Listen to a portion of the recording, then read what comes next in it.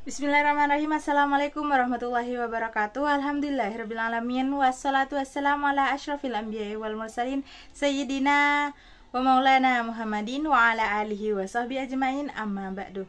Yang saya takdimi pengasuh Pondok Pesantren Zainul Hasan Genggong, yakni Al-Mukarram Kiai Haji Muhammad Hasan Mutawakil Allah SHMM. Yang saya hormati Bapak Rektor Universitas Zainul Hasan Genggong, yakni Dr. Abdul Aziz Wahab BAMAG. Yang saya hormati dosen pengampu mata kuliah metode penelitian kualitatif, yakni Ibu Wahyu Lestari MPD. Dan yang saya cintai kedua orang tua saya yang selalu mendukung, memberi semangat dan doa. Tak lupa pula yang saya banggakan teman-teman seperjuangan sekalian. Perkenalkan, nama saya Nandi Alfiatul Mukarramah. Saya mahasiswi dari Fakultas Tadris Umum Program Studi Tadris Matematika. Baik, di sini saya akan mempresentasikan bab kedua, yaitu penelitian kualitatif. Metode kualitatif memiliki sejarah yang sangat panjang dan mengalami pasang surut dalam ilmu-ilmu sosial, ilmu kesehatan, dan humaniora. Pada awalnya penelitian kualitatif sebenarnya hanya merupakan reaksi terhadap tradisi paradigma positivisme dan post-positivisme yang berupaya menaklukkan kajian budaya yang bersifat interpretatif. Penelitian kualitatif dianggap sebagai counter terhadap penelitian kuantitatif yang begitu dominan hampir sepanjang abad ke-20, Tascori dan Tedley 2003. Karya-karya para ahli dari mazhab Chicago pada era 1920 sampai 1930-an menjadi dasar utama kebangkitan metode penelitian kualitatif. Dalam penelitian sosial, peran disiplin-disiplin lain seperti sejarah kedokteran, keperawatan, pekerja sosial, dan komunikasi sangat besar. Masing-masing dengan landasan teoritik, konsep tentang realitas, pandangannya tentang hakikat kebenaran, dan pilihan-pilihan metodologisnya juga sangat memberikan kontribusi sangat besar terhadap perkembangan metode penelitian kualitatif hingga saat ini. Baik, di sini kita lanjut ke poin pertama, yaitu pengertian penelitian kualitatif. Penelitian kualitatif adalah jenis penelitian yang menghasilkan penemuan-penemuan yang tidak dapat dicapai dengan menggunakan prosedur-prosedur statistik atau dengan cara kualifikasi lainnya. Strauss dan Corbin 2008 merinci bahwa penelitian kualitatif dapat digunakan untuk meneliti kehidupan masyarakat, sejarah, tingkah laku, fungsionalisasi, organisasi, gerakan sosial, atau hubungan kekerabatan.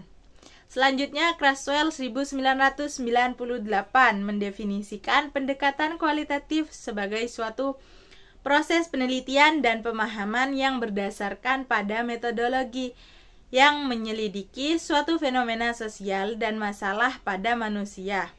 Bagan dan Taylor Mulyong 2007 mengemukakan bahwa metodologi kualitatif merupakan prosedur penelitian yang menghasilkan data deskriptif berupa kata-kata tertulis maupun lisan dari orang-orang dan perilaku yang diamati dalam penelitian kualitatif.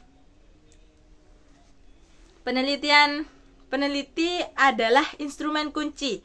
Oleh karena itu, peneliti harus dibekali dengan teori dan wawasan yang luas agar bisa bertanya, menganalisis, dan mengkonstruksi objek yang diteliti menjadi lebih jelas. Berdasarkan pengertian tadi, dapat disimpulkan bahwa pendekatan kualitatif merupakan suatu penerapan pendekatan alamiah pada pengkajian suatu masalah yang berkaitan dengan individu, fenomenal, simbol-simbol, dokumen-dokumen, dan gejala-gejala sosial. Penelitian ini menekankan pada pemahaman mengenai masalah-masalah dalam kehidupan sosial berdasarkan kondisi realitas atau natural setting yang holistik dan kompleks dan rinci. Lanjut ke poin kedua, di sini ada ciri-ciri penelitian kualitatif. Seperti yang sudah kita ketahui pada bab sebelumnya, penelitian kualitatif memiliki beberapa ciri-ciri yang membedakan dengan penelitian kualitatif. Yang pertama yaitu mengkonstruksi realitas sosial makna budaya. Mengkonstruksi realitas sosial karena penelitian kualitatif berlandaskan paradigma konstruktivisme yang berpandangan bahwa pengetahuan itu bukan hanya merupakan hasil pengalaman terhadap fakta, tetapi juga merupakan hasil konstruksi rasio subjek yang diteliti.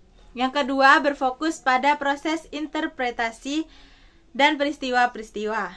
Pada penelitian kualitatif, fokus perhatiannya ada pada proses interaksi dan peristiwa-peristiwa atau kejadian-kejadiannya itu sendiri, bukan pada variabel, tidak seperti pada penelitian kuantitatif.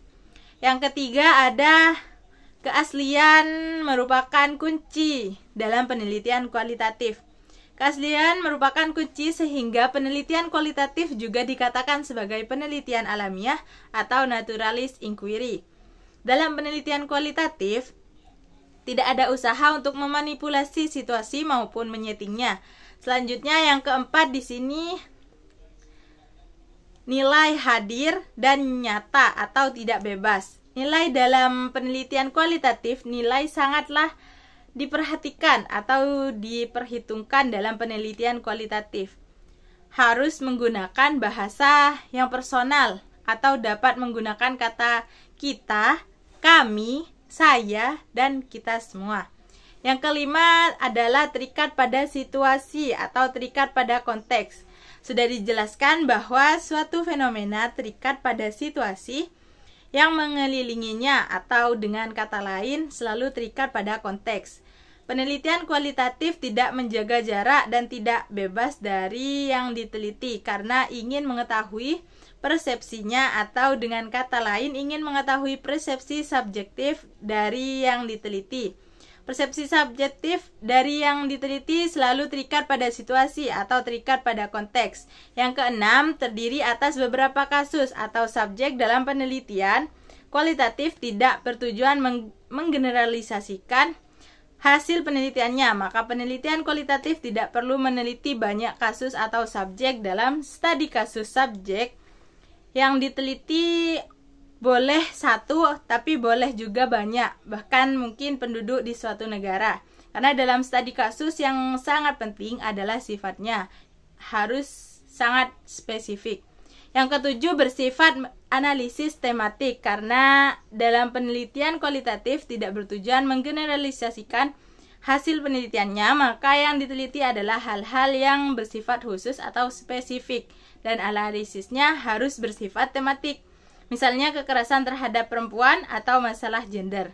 Yang terakhir itu ada penelitian terlibat. Pada penelitian kualitatif, peneliti tidak mengambil jarak agar peneliti benar-benar memahami persepsi subjek yang diteliti terhadap suatu fenomena. Karena itu, peneliti dapat melakukan observasi terlibat. Dengan observasi terlibat, pemahaman terhadap subjek akan sangat mendalam. Yang terakhir yaitu fungsi teori. Dalam penelitian kualitatif, menurut Wiratama 2006, ia berkata ada beberapa fungsi teori. Yang pertama itu memperdalam pengetahuan tentang masalah yang akan diteliti sehingga dapat melakukan kontrol. Yang kedua, menegaskan kerangka teoritis yang menjadi landasan jalan pemikiran penelitian. Yang ketiga, mempertajam konsep-konsep yang digunakan sehingga memudahkan perumusan hipotesisnya. Yang keempat, menghindari terjadinya pengulangan penelitian untuk menghemat waktu, tenaga, dan biaya. Baik, mungkin hanya itu saja yang bisa saya sampaikan. Kurang lebihnya mohon maaf. Akhirul kalam. Wassalamualaikum warahmatullahi wabarakatuh.